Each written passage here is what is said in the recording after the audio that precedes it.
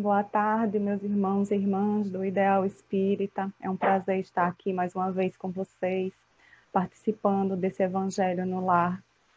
Se hoje nós pudéssemos atribuir um tema a esse Evangelho, seria aquele chamado de Jesus, o Vinde a mim. Então, vou fazer inicialmente uma leitura para a preparação do ambiente do livro Marcas do Caminho, psicografia de Chico Xavier, pelo Espírito Emmanuel, e o nome da mensagem é Em Busca do Cristo. Sofre, não te esqueças do Vinde a mim, do Divino Mestre, e procura com ele o manancial de consolação. Entretanto, não ouvides que o Senhor espera, não lhe tragas o fardo escabroso das torturas morais pelos caprichos desatendidos, na incapacidade de praticar o mal, de vez que, em muitas ocasiões, a nossa dor é simples aflição da nossa própria rebeldia frente à frente da lei. Tem sede? Busca no Cristo a fonte das águas vivas, na certeza, porém, de que a corrente cristalina apagar-te-á a volúpia de conforto e o anseio indébito de ouro e dominação. Tens fome? Procura no benfeitor celeste o pão que desceu do céu. Entretanto, roga-lhe, antes de tudo, te sacie a fome desvairada de prazeres e aquisição inúteis para que não te falte o ingresso ao banquete da luz que o Evangelho te pode propiciar. Sente-se enfermo? Procura em Jesus o divino médico. Contudo, pede-lhe atentamente te conceda remédio contra as tuas próprias inclinações a desordens e excessos, porquanto de ti mesmo procedem as vibrações enfermiças que te constrangem ao desequilíbrio orgânico. Há muita dor que é simplesmente inconformação e desrespeito aos estatutos que nos governam. Há muita sede que é mera ambição desregrada, atormentando a alma e arrastando-a para o resvaladouro das trevas. Há muita fome que não é senão exigência descabida do espírito invigilante. Há muita morte que expressa tão somente intemperança mental e hábitos viciosos que é necessário extirpar. Vinde a mim, disse-nos o amigo eterno. Saibamos, pois, realizar a retirada de nós mesmos e, desse modo, colocar-nos-emos ao encontro do nosso Divino Mestre e Senhor. Vamos agora para a nossa prece inicial, nos conectarmos com a espiritualidade superior, com a espiritualidade que dirige os trabalhos da casa, que nos abençoa e nos guia nessa empreitada diária, para mantermos o nosso contato direto com os nossos irmãos nesses momentos de crises e de afastamentos. Senhor Jesus, nos ilumina, nos guia e nos guarda. Que possamos, Senhor, entender que ao seu chamado, cabe a nós atendermos através das nossas mudanças, através das mudanças das nossas má inclinações, entendendo que as suas bem-aventuranças só dependem de nós mesmos.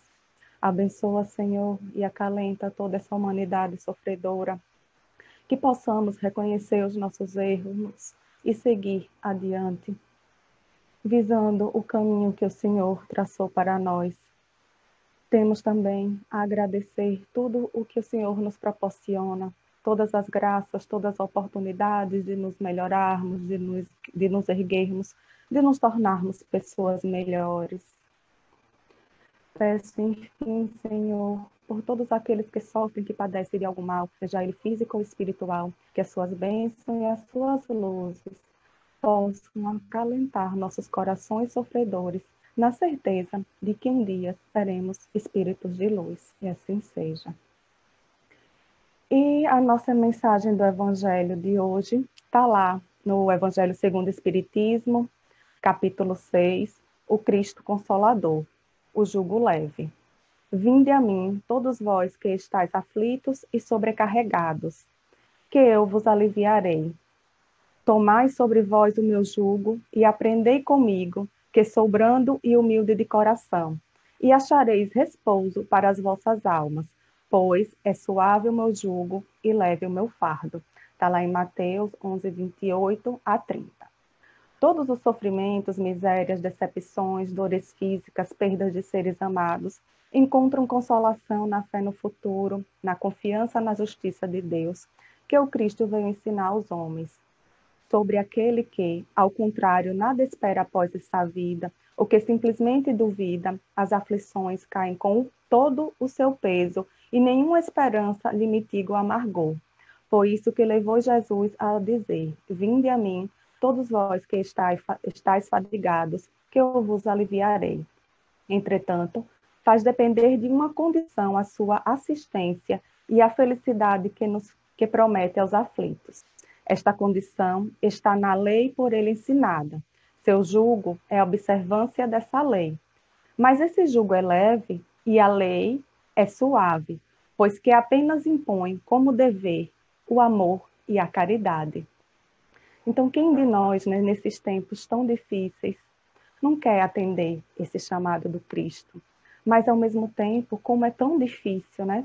O jugo leve, né? Mas, ao mesmo tempo, não é fácil, porque nós nos acomodamos nos nossos sofrimentos, nós não procuramos Jesus quando estamos passando por momentos de felicidade, por momentos de alegria, mas aí quando a dor chega, a gente sabe o quanto ela dói e principalmente que nós fomos quem causamos esses sofrimentos, né, para a gente mesmo. E é importante também que a gente saiba, que já comece a perceber que quando a gente entende, já passa a entender que esse sofrimento decorre das nossas imperfeições, já fica até mais fácil, já é um passo a mais para atender esse chamado do Cristo, né? Então, o texto do Evangelho, ele fala, né, sobre o sofrimento, as misérias, as decepções, as dores físicas, a perda de seres amados, e isso tudo nos encaminha para esse chamado do Cristo, né? Do vinde a mim. Ele está lá de braços abertos. E geralmente nós só nos lembramos dele quando estamos passando por isso mesmo, né? E é por isso que muitas vezes ele ainda assim nos acolhe, claro, ele sempre nos acolhe, mas na maioria das vezes nós voltamos a sentir todas essas misérias, decepções, dores físicas, tudo isso porque acabamos não entendendo o seu recado, como ele diz, né? A gente acaba não entendendo que precisamos que trabalhemos para que nos melhoremos e entendamos e caminhemos juntos para esse abraço com Cristo. E aí, quando percebemos que temos que trabalhar, a gente também começa a perceber que se a gente acredita no futuro, né? Se a gente acredita que somos espíritos imortais, se acreditamos que viemos aqui para aprender, para nos conhecer, para nos melhorar, para nos evoluir, já estamos dando passinhos em direção a esse chamado do Cristo. Né? Como eu já disse, sabemos que colhemos aquilo que semeamos, né? E que tudo que passamos decorre da não observância das leis divinas, das leis que o Cristo veio ensinar. Né? Então, quando a gente começa a entender isso, a gente já começa, de certa forma, a andar em direção ao Cristo. Mas precisamos domar em nós todas essas más inclinações, porque como disse lá o texto de Emmanuel, muito dos nossos sofrimentos, da nossa sede, da nossa fome, das nossas doenças, é por não observância dessas leis e é por reincidirmos na infringência delas que vem todo esse chamado por amor de Deus para que acordemos, para que observemos que o Cristo está lá de braços abertos nos chamando para Ele. E quando a gente começa a entender isso, vem a confiança em Deus, de que tudo que passamos é para o nosso bem e que devemos entregar a Ele todas as nossas mágoas, todas as nossas decepções, todos os nossos desencantos, que na verdade são as nossas fraquezas, são os nossos vícios, são aqueles que nos levam para a nossa derrocada moral, né? Que não podemos julgar o próximo, pois nós não entendemos, nós nem sabemos o que fizemos na encarnação passada e muitas vezes nos arvoramos desse juízo implacável, né? Que Deus não é com a gente, mas que a gente passa a observar nos outros, a julgar os outros, que só nos revela as imperfeições que temos que melhorar em nós, né? E aí vem mais uma vez, o Evangelho no Espiritismo dizer, né, lá na questão 651, que o Cristo que vem nos chamar para seguir é o nosso guia e modelo. Né? E aí, muitas vezes, a gente aqui, quando chega aqui, que nos deparamos com a situação do dia a dia, que nos deparamos com as dificuldades, esquecemos esse chamado e acabamos nos comprometendo mais, aumentando a nossa dívida e dificultando esse caminho para o Cristo. Mas o Cristo diz, né, que esse caminho é leve, como eu disse, que muitas vezes não parece ser leve por conta das nossas imperfeições, porque ele só pede que observemos a lei de amor e caridade. Né? E quando a gente começa a observar isso, quando a gente começa a se olhar, quando a gente começa a se investigar, a ver onde estão as nossas fraquezas, o que nos impede de ir até o Cristo, esse caminho começa a ficar mais fácil. Orando e vigiando, a gente vai, mesmo que a passos lentos, chegar ao encontro do Cristo. Né? Então, por isso que ele diz que seu jugo é leve, porque ele só pede a observância da lei, né? E que essa lei é suave, porque ela só quer que a gente espalhe o amor e caridade. E isso é possível, né? Muitos já conseguiram, muitos que verdadeiramente sentiram o Cristo, que viveram o Cristo, eles sofreram, né? A seu modo, profundas transformações no seu ser. Isso também nos chama a atenção que cada um tem seu tempo de acordar, cada um tem seu tempo de evoluir, cada um tem seu passo a andar. Uns podem andar mais rápido, outros podem andar mais devagar, mas o importante é que todos nós andemos do nosso jeito, da nossa forma. Né? Lá no livro Iluminação Interior, de Joana de Ângeles, da psicografia de Divaldo, no capítulo 28, ela fala o significado de Jesus na nossa vida.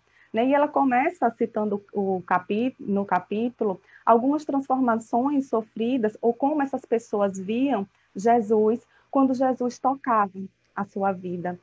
E ela diz bem assim, né? Se perguntasse a Maria de Magdala o que Jesus significou para ela, certamente que ela responderia emocionada: o sublime amor, verdadeira manifestação do amor de Deus.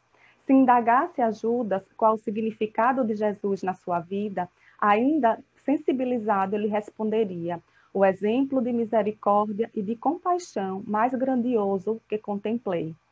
E aí ela continua, né? Se interrogasse a Simão Pedro qual o significado de Jesus no apostolado a que se dedicou, com a imolação da própria vida, ele diria de imediato: a mais nobre lição de felicidade ao bem, de que tive notícia por toda a existência. Então, isso nos mostra que Jesus está de braços abertos para todos e que essa verdade que ele veio nos trazer é uma só e que o caminho é só por ele. Mas, como cada um tem uma vivência a partir das nossas inúmeras reencarnações, encarnações que tivemos, cada um caminha para o Cristo de uma forma. E é importante que saibamos qual é essa forma, que nos observemos, que nos respeitemos, que não nos comparemos com os outros, por isso que é importante não julgarmos, porque cada um tem sua caminhada. E esse texto ele fala bem disso, né? E ela continua falando das transformações e da forma como João Boanerges viu Jesus, Lázaro, Zaqueu, de tantos outros, né? Como Jesus tocou a vida deles e como cada um deles recebeu Jesus de acordo com a sua vivência, de acordo com a sua vida, de acordo com a sua experiência que teve com Jesus. Né, e o ganho moral que cada um teve. Né? E ela disse que quem atende a esse chamado de Jesus dificilmente continua o mesmo. Né? Ela disse que quem encontra Jesus sofre uma mudança de incomum beleza e significação, né? Que dá uma revolução interior, né? Alterando completamente as paisagens mentais do indivíduo, né? E a sua visão a respeito da existência e as aspirações do futuro. A mudança emocional é imediata, como ela fala, né? Quando a gente recebe realmente Jesus, como Paulo de Tarso teve essa mudança. O homem velho cede lugar ao homem novo, né? Sedento de identidade com a nova vida. E aí também ela nos faz alguns questionamentos. Né? Ela nos pergunta nesse texto, né? Onde é que nós estamos procurando Jesus?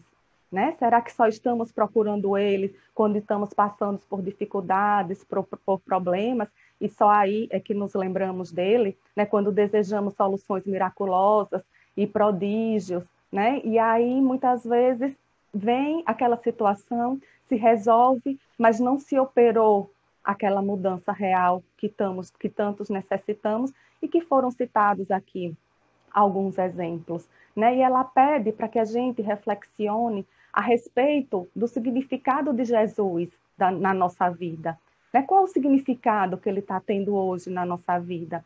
Como nós temos visto Jesus, né? De que maneira a gente está se identificando com ele? De que forma a gente está vivendo essa jornada terrestre, né? Indo de encontro ao Mestre? Se experimentamos os mesmos conflitos de antes, do relacionamento com a sua mensagem. Quando a gente conhece a sua mensagem, a gente está permitindo que essa mensagem penetre os nossos sentimentos, está permitindo que ela modifique a nossa conduta interior, que está permitindo que ela modifique o nosso comportamento social, o nosso comportamento humano, né? Então, Joana, ela nos traz essas reflexões sobre como está sendo a nossa conduta com Jesus, como está sendo o nosso contato com ele, com essa mensagem. A gente que abraçou essa doutrina tão consoladora, que vem esclarecer tudo o que ele nos deixou, né? Todas as parábolas que ele nos deixou, a doutrina vem nos esclarecer. Então, conhecemos essa mensagem. O que mudamos na nossa vida? Né? Nós estamos indo realmente ao encontro do Cristo? E aí ela termina, né? Aprofunda o pensamento nas suas palavras repassadas de energia e bondade, de consolação e de esperança, dando outro direcionamento aos teus dias na terra, de forma que, ao findar o compromisso com o corpo, descubras o significado sublime dele em ti, identificando-te de tal forma que já não serás aquele que vive, mas sim ele que vive em ti, como disse lá Paulo de Tarso, né? Então, precisamos entender realmente qual o significado de Jesus nas nossas vidas, como é que queremos caminhar em direção a Ele, abraçar esse jugo leve, né? Que Ele está lá nos esperando, está lá nos convidando, está nos chamando e que só depende de nós. Que o nosso relacionamento com Ele não seja superficial, somente nas horas em que mais necessitamos dele. E aí, já encaminhando para a nossa conclusão, até como uma forma de prece final, né? Tem um poema que é muito lindo, que também está lá nesse livro, Marcas do Caminho, que de psicografia de Chico, pelo Espírito Maria Dolores, que ela fala, o nome do texto é Recado da Esperança. E aí começa, né? Nas provações que te surjam, ergue a fronte e segue à frente. Aceita firme e contente o caminho tal qual é. De pensamento tranquilo, não pares. Segue e não temas. Sem crises e sem problemas, ninguém se tem fé. Contratempo, desencanto, infortúnio, prejuízo. Tribulações de improviso, dificuldades no lar. Isso se resume na escola que nos ensina a entender a lei divina, que nos impele a marchar. Esquece os males do mundo, mesmo os mais rudes e amargos. Abraço os próprios encargos, por ínfimos sirineus. Onde estiveres, relembra que o mérito vem da prova, que o sofrimento renova, e a dor é a bênção de Deus. Então é isso, meus irmãos. Reflitamos nessa mensagem que o Evangelho veio nos trazer na tarde de hoje, né? Que possamos caminhar com Cristo, matando esse homem velho, fazendo nascer um homem novo, disposto a deixarmos tudo que pudermos deixarmos já nessa caminhada. Até a próxima. Muita gratidão. Fiquem com Deus.